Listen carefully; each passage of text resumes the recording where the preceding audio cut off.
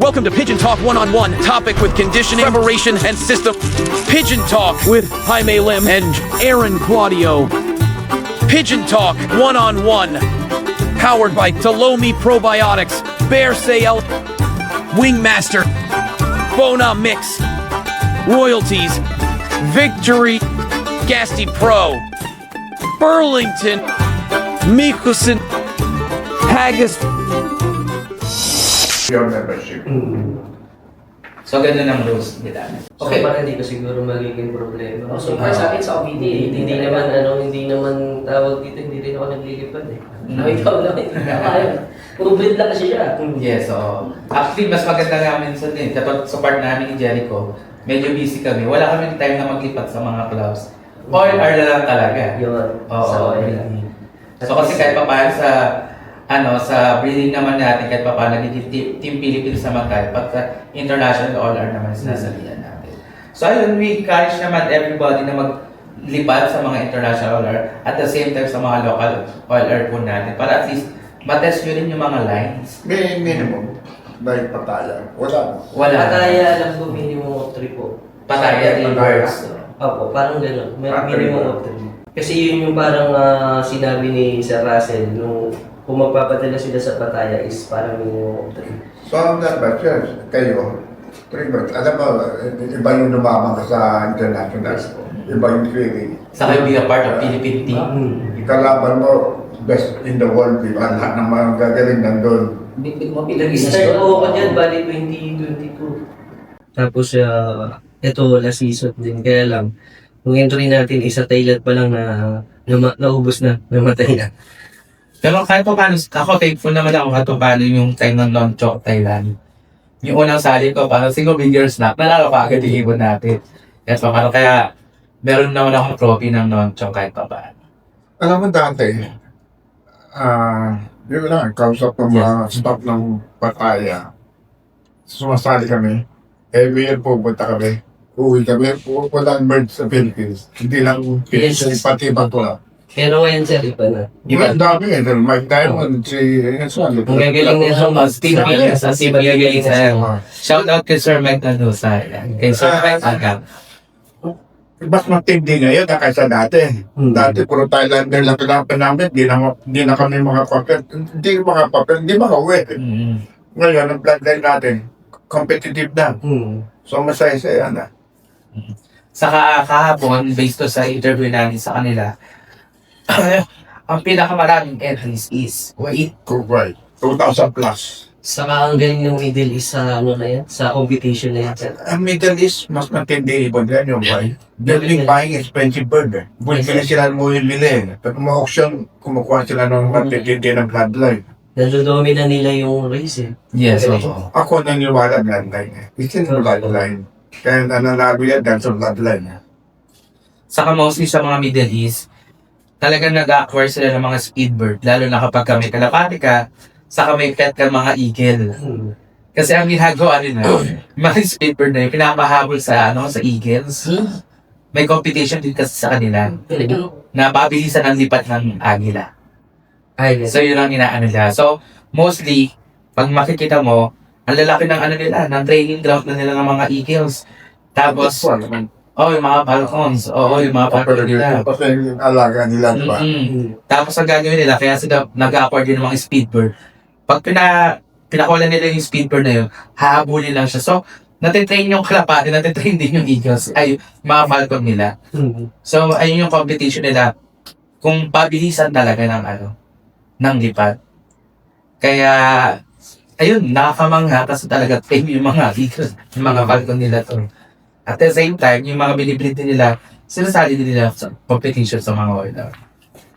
Anong bloodline mo, leaders mo? Yung iba sir, galing na rin po sa Thailand. Kasi yun yung mga ginamit ko pang upgrade dun sa mga all-lines. Pero karamihan din naman po, galing din kay Kuya Ome. Katulad ng mga, Victor Lim din po ang baseline na. Bali yung Buyuban po, yun ang mga sinaunang ipon namin. Tas Johnson. And then later on, nag-infuse na ako nung mga ibon na galing ng Thailand.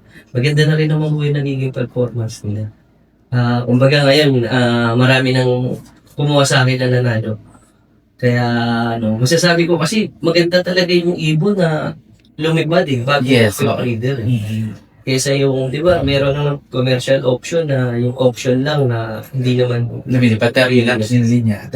linyada naman yung hinahabol kasi. Yes. So, Sa location ng lock niyo.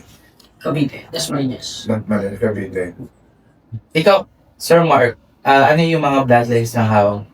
Bloodlines yung pinaka-baseline ko is Renato Chu. Okay. Backward yun ni Edgar Gomez. Pula siya, ate.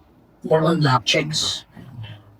And then, Tanda ko, before there siyang mga pula, doing very good.